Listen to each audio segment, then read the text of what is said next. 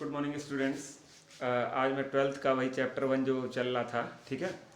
Twelfth के chapter 1 में आपके 6 वीडियो हो गए थे, 1 2 3 4 5 6, ठीक है। आज वीडियो नंबर 7 है आपके सामने।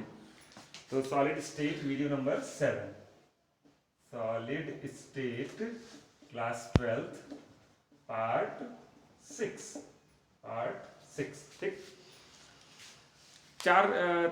तीन से चार तरह के न्यूमेरिकल मैंने आप लोग को इस चैप्टर में लगवा दिए थे, ठीक है। तो आज भी न्यूमेरिकल का ही बताया था, पूरा का पूरा चैप्टर न्यूमेरिकल बेस्ड है, तो आज भी न्यूमेरिकल का ही टॉपिक है, ठीक है, जो आप लोग के सामने लेके आया हूँ। तो आज मैं आपको बताऊंगा डेंसिटी के बारे में। किसके बारे में? डेंसिटी। अच्छा, डेंसिटी कैसे निकालते हैं? डेंसिटी का एक तो फार्मूला आप लोग पढ़े ही होंगे, मास बाई वॉल्यूम। पढ़ा है कि नहीं पढ़ा है? तो ये तो हम लोग पढ़ के आ रहे हैं, crystal lattice, unit cell, packing in 1 dimension, 2 dimension, 3 dimension, tetrahedral void, octahedral void, crystalline, amorphous, ये सारी चीज़ें हम लोग पढ़ चुके हैं, ठीक है। तो ये वीडियो उन्हीं बच्चों को समझ में आएगा जो वीडियो नंबर 1 to 6 क्या किए हैं, बढ़िया से देखे हैं, बढ़िया से तैयार कर लिए हैं, ठीक है।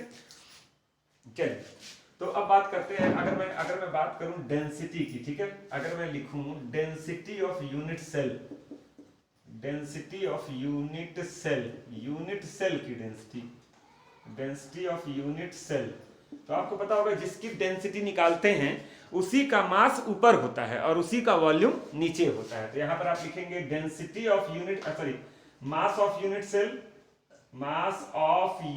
सेल और divided by volume of unit cell, अच्छा, एक चीज ध्यान रखना, जिसकी डेंसिटी निकालते हैं उसी का मास ऊपर रखेंगे और उसी का वॉल्यूम नीचे रखेंगे। मतलब डेंसिटी इज इक्वल टू होता है मास बाई वॉल्यूम, ठीक है। तो अगर हमको यूनिट सेल, अच्छा, यूनिट कितने तरह के यूनिट सेल के बारे में आप लोग पढ़ चुके हैं? 3 तरह के, सिंपल, एफसीसी और बीसीसी।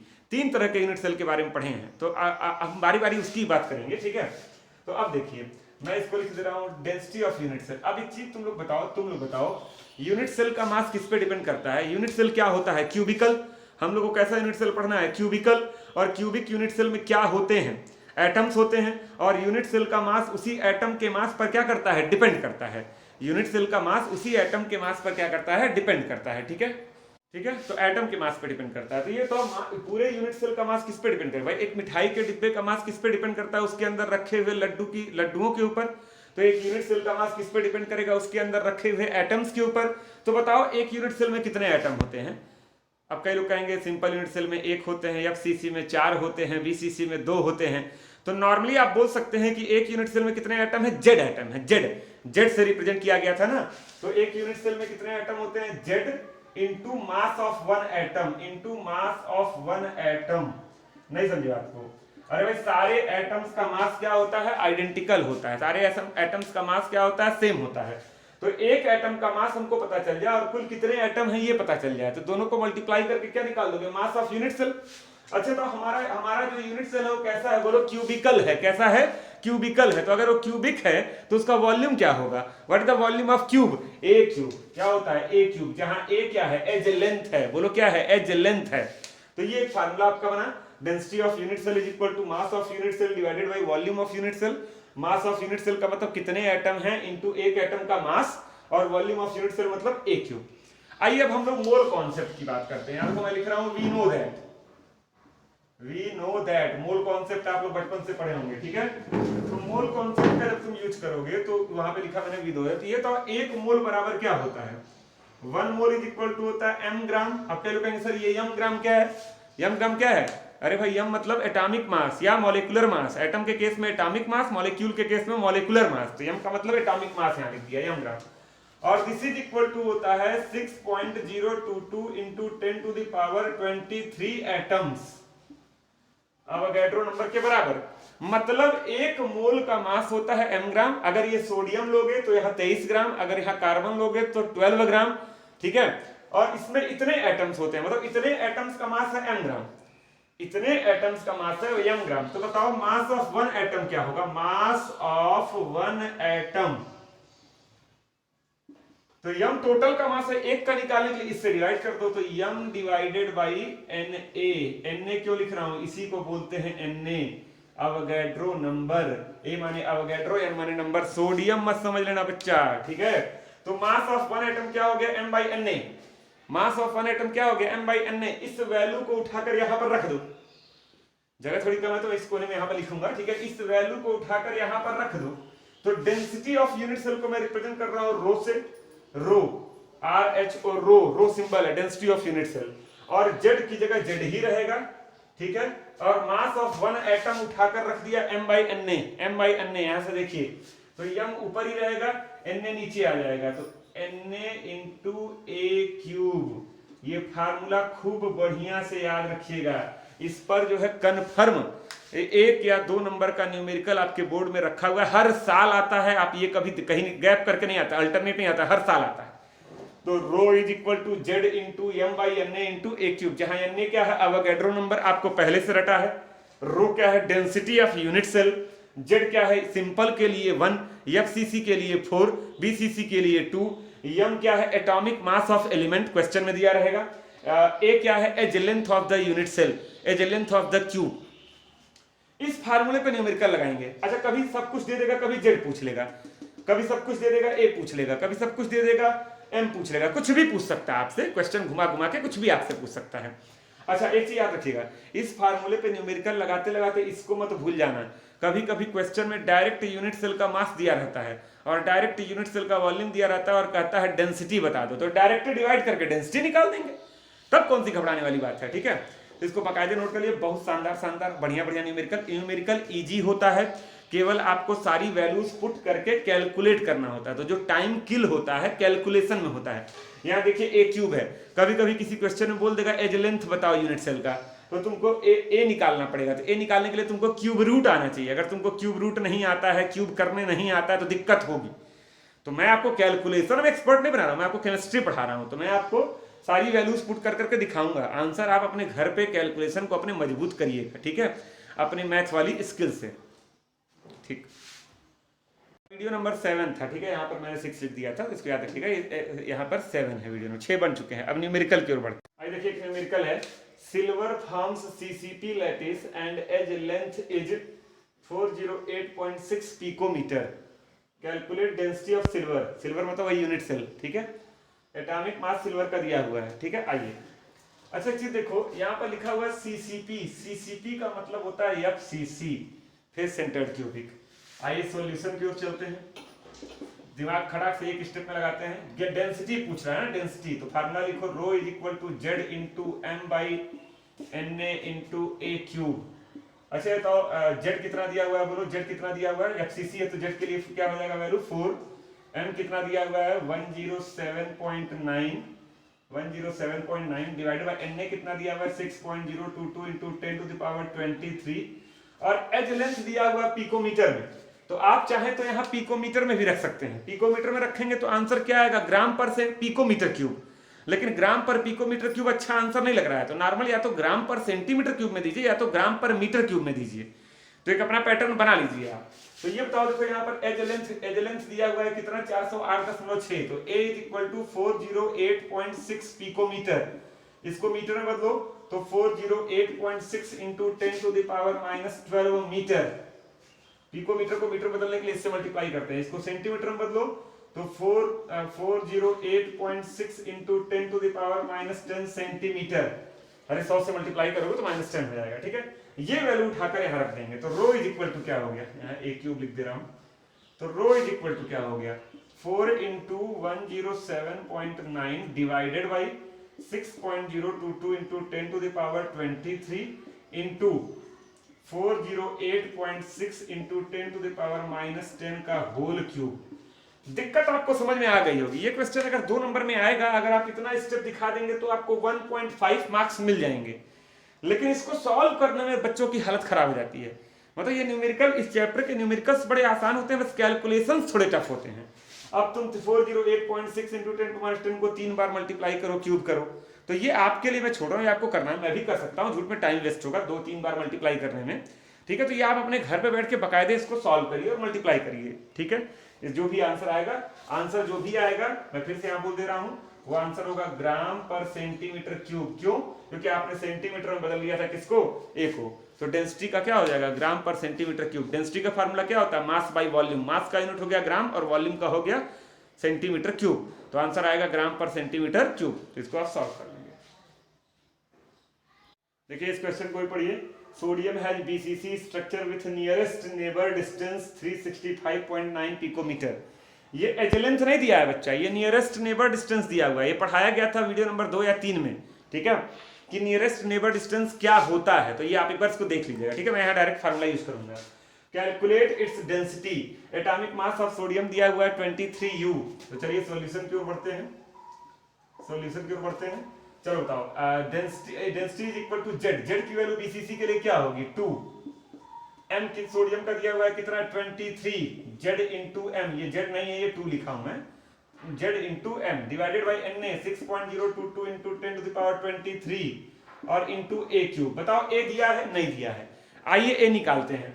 अच्छा आप लोग पढ़े होंगे बीसीसी के लिए, बीसीसी के लिए √3a या a√3 इज इक्वल टू होता है 2d, d का मतलब नियरेस्ट नेबर डिस्टेंस। तो यहां से a बराबर क्या हो जाएगा 2/√3 इंटू डी, डी की वैल्यू कितनी दी हुई है 365.9 पिकोमीटर। इसको सॉल्व करोगे तो आपका आंसर आएगा 422.5 पिकोमीटर। इसको सेंटीमीटर में बदल लो तो 422.5 into 10 to the power -10 centimeter. ये ए निकल गया ना, ए निकल गया ना। आप इसको मीटर में बदलते तो 10⁻12 होता, फिर सेंटीमीटर में बदलते तो 10⁻10 होता। तो डायरेक्ट याद कर लो, सेंटीमीटर में बदलने के लिए 10 टू द पावर -10 से मल्टीप्लाई कर दो। इसको तुम सॉल्व कर लेना, ठीक है। तो ये सॉल्व करने पे आएगा 422.5 पिकोमीटर। ये ए है, मतलब डी दिया था, डी की मदद से ए निकाले, ए निकाल के अब यहां रख देंगे। तो बताओ रो बराबर क्या हो जाएगा, ये मल्टीप्लाई करो क्या हो जाएगा 46 divided by 6.022 into 10 to the power 23 into cube करना पड़ेगा 422.5 इंटू 10 टू द पावर -10 का होल क्यूब। बहुत दिखने में जितना टफ कैलकुलेशन लग रहा है एक्चुअली इतना है भी नहीं। इसका करोगे 30 हो जाएगा, ये 23 हो जाएगा, कट जाएगा। जो मल्टीप्लाई करना है इसी को 3 बार मल्टीप्लाई करने में आपका समय खर्च होगा। तो ये जो आंसर आपका आएगा किसमें आएगा ग्राम पर सेंटीमीटर क्यूब।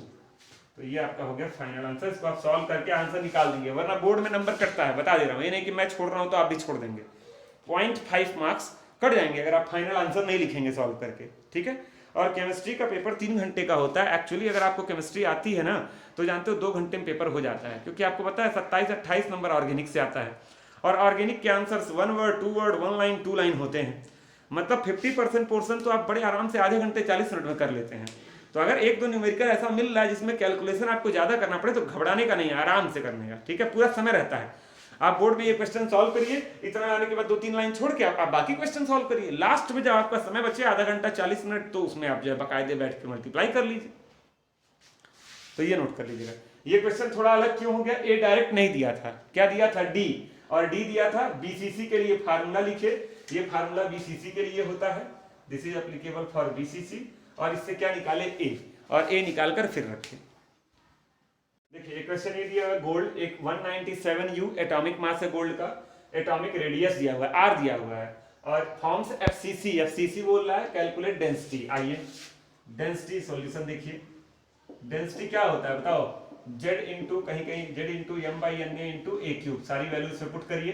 जेड कितना होगा एफसीसी के लिए 4, एम कितना दिया हुआ है 197 divided by N A 6.022 into 10 power 23, और ए नहीं पता है तो ए क्यूब लिख दो। और रेडियस दिया है। एफसीसी के लिए फार्मूला क्या होता है a√2 is equal to 4r। ये एफसीसी के लिए फार्मूला होता है। तो यहां से a बराबर क्या हो जाएगा 2√2r, 2√2r। जब 2 से इसको √2 से डिवाइड करोगे 2√2 आएगा। r आपको पता है तो ये 2√2 इंटू r कितना है 0.144, तो ये आपका आएगा 0.407 नैनोमीटर। ये देखिए नैनोमीटर में दिया है nm। अब इसको मीटर में बदलो तो 0.407 into 10 to the power -9 meter. इससे मल्टीप्लाई करते हैं नैनोमीटर को जब मीटर में बदलना होता है। सेंटीमीटर में बदलो 100 से मल्टीप्लाई हो जाएगा 0.407 into 10 to the power -7 centimeter. हो गया। ये भी ध्यान देना पिकोमीटर नैनोमीटर एंगस्ट्रॉम किस में दिया हुआ है, तो वो यूनिट्स भी आपको याद करनी पड़ेंगी, कैसे इसको मीटर में और सेंटीमीटर में कन्वर्ट करते हैं। अब ये वैल्यू उठाकर, ये एक ही वैल्यू है, किसकी वैल्यू है एक ही, ये उठाकर यहां रख दीजिए। तो रो इज इक्वल टू क्या हो गया, ऊपर मल्टीप्लाई करोगे 200 चौको 800 और 3 चौको 12 788 788 divided by 6.022 into 10 to the power 23 into A की वैल्यू क्या होगी 0.407 इंटू 10⁻⁻7 का होल क्यूब। इसको आप सॉल्व कर लेंगे, आंसर आपका आएगा ग्राम पर सेंटीमीटर क्यूब। हम बार बार सेंटीमीटर में बदल ले रहे हैं ना बच्चा, इसलिए आंसर आपका क्या आएगा, ग्राम पर सेंटीमीटर क्यूब। अच्छा, इसी वीडियो को लास्ट तक देखिएगा। जैसे इस वीडियो को अभी मैं बना रहा हूँ, जो भी बनेगा 20 मिनट 25 मिनट, और ये क्वेश्चन लगवाने को आज को यही डेंसिटी पे लगवाना है, क्योंकि हर साल बोर्ड में आता है। अगर कोई कहे आपसे कि एक वीडियो देखकर आपका जो है 2 नंबर का आता है, मैं एक ही कह रहा हूँ। अगर मैं कहूँ एक वीडियो को 25 मिनट का समझकर अगर आपका 1 नंबर कन्फर्म हो जाए, तो 70 वीडियो 25 मिनट का समझकर 70 नंबर कन्फर्म हो जाए, तो क्या बुराई है। तो बहुत ही मतलब इसको हल्के मत लीजिएगा कि आपको 20-25 मिनट की पढ़ाई से 1 नंबर मिल रहा है, खाली 1 ही नंबर मिल रहा है। अरे 70 नंबर का ही आपका थ्योरी का एग्जाम होता है, तो 70 वीडियो आपको मिलेंगे 20-25 मिनट के, और 70 नंबर आपके तैयार हो जाएंगे। और 70 वीडियो पढ़ने के लिए 70 दिन काफ़ी है। एक वीडियो को 25 मिनट देखे, 25 मिनट उस पर अपना मंथन किए, 50 मिनट दिए, 70 दिन में केमिस्ट्री का काम खत्म। ठीक है, 70 दिन में केमिस्ट्री का काम खत्म, मात्र 1 घंटे पढ़ के, 25 मिनट देख के, 25 मिनट क्वेश्चन लगा के। तो इसलिए इसको लास्ट तक देखिएगा। अभी लास्ट में मैं एक्सरसाइज के भी कुछ क्वेश्चन इसमें ऐड करूंगा, ठीक है, जिसमें मैं नहीं रहूंगा, क्वेश्चन इसमें ऐड कर दूंगा मैं, ठीक है, एक एप्लीकेशन के थ्रू। तो आप लोग अगर किताब नहीं भी है तो आप क्वेश्चन उससे लगा सकते हैं, और किताब का क्या, उसमें मैं कुछ समझा भी दूंगा आपको। तो ये नोट देखिए, बहुत ही इजी क्वेश्चन है। कॉपर फॉर्म्स एफसीसी विथ ए दिया हुआ है सेंटीमीटर में, आसान है। डी दिया हुआ है ग्राम पर सेंटीमीटर क्यूब में, यूनिट चेक कर लेना, मैच कर रही है कि नहीं, ठीक है। और कैलकुलेट एटॉमिक मास। कई लोग को कॉपर का एटॉमिक मास रटा होगा, जैसे मुझे याद है 63.5 U होता है, लेकिन यहां बोल रहा है कैलकुलेट। ये नहीं आप एग्जाम में डायरेक्ट 63.5 U लिख के चले आएंगे और आपको नंबर मिल जाएगा, नहीं मिलेगा। आपको कैलकुलेट करके दिखाना पड़ेगा कैसे 63.5 आ रहा है, या हो सकता है कैलकुलेशन में थोड़ा डिफर करे, 62 आए, 65 आए, तो इसको आपको कैलकुलेट करना पड़ेगा। तो इस फार्मूले का इस्तेमाल करिए। रो दिया हुआ है 8.92, जेड जब सीसी बोला है तो जेड की वैल्यू 4, एम निकालना ही है, Na 6.022 इंटू 10⁻23, और ए आपको पता ही है क्वेश्चन में 3.608 इंटू 10⁻⁻8 का होल क्यूब। तो ये कैलकुलेशन थोड़ा आपके लिए आसान होगा। 8 से 24 हो जाएगा, ये 23 है, कट पिट के 10⁻1 बचेगा, और इसका 3 बार मल्टीप्लाई कर लोगे, और इसको क्रॉस मल्टीप्लाई करके एम निकाल दोगे। तो यहाँ से m इज इक्वल टू क्या आएगा, m इज इक्वल टू आपका आएगा 63 U अप्रॉक्स। तो 63 U आपका क्या हो गया, अप्रॉक्स आ गया। तो इस क्वेश्चन को भी आप देख लीजिए, ठीक है। तो आप देख रहे हैं तो डेंसिटी पर मैंने 4 क्वेश्चन आपको लगवाए, और कुछ भी निकालने के लिए कह सकता है आपसे, कुछ भी। कहीं पर बोल देगा एटॉमिक मास निकालिए, कहीं पर बोल देगा डेंसिटी निकालिए, कहीं पर बोल देगा अवोगाड्रो नंबर निकालिए। अवोगाड्रो नंबर आप बचपन से रखते हैं, लेकिन कह देगा इसकी वैल्यू आप कैलकुलेट करके निकालिए गिवन डेटा से। तो कहीं पर आप क्या देगा, बताओ किस टाइप का यूनिट सेल है। टाइप पूछने का मतलब आपसे जेड पूछ रहा है, क्या पूछ रहा है, जेड। आप जेड बता देंगे तो मतलब ये एफसीसी है कि बीसीसी है कि सिंपल यूनिट सेल है, ये टाइप पता चल जाएगा। मतलब कुछ भी निकालने के लिए आपसे कह सकता है, ठीक है। तो ये 4 क्वेश्चन मैंने लगवाए, डेंसिटी के फार्मूले को मैंने अच्छे से एक्सप्लेन किया, आपको समझाया, ठीक है। और अब जो है मैं अभी इसी वीडियो में 10 मिनट का एक वीडियो और छोटा सा ऐड करूंगा, और ऐड करके अपलोड करूंगा। उसमें एक्सरसाइज के कुछ क्वेश्चन रहेंगे जिसको आप लोग को लगाना है, उसको लगाइएगा, ठीक है। और कुछ क्वेश्चन मैं ऐसे ओरली समझाऊंगा अभी, ठीक है। तो थैंक यू।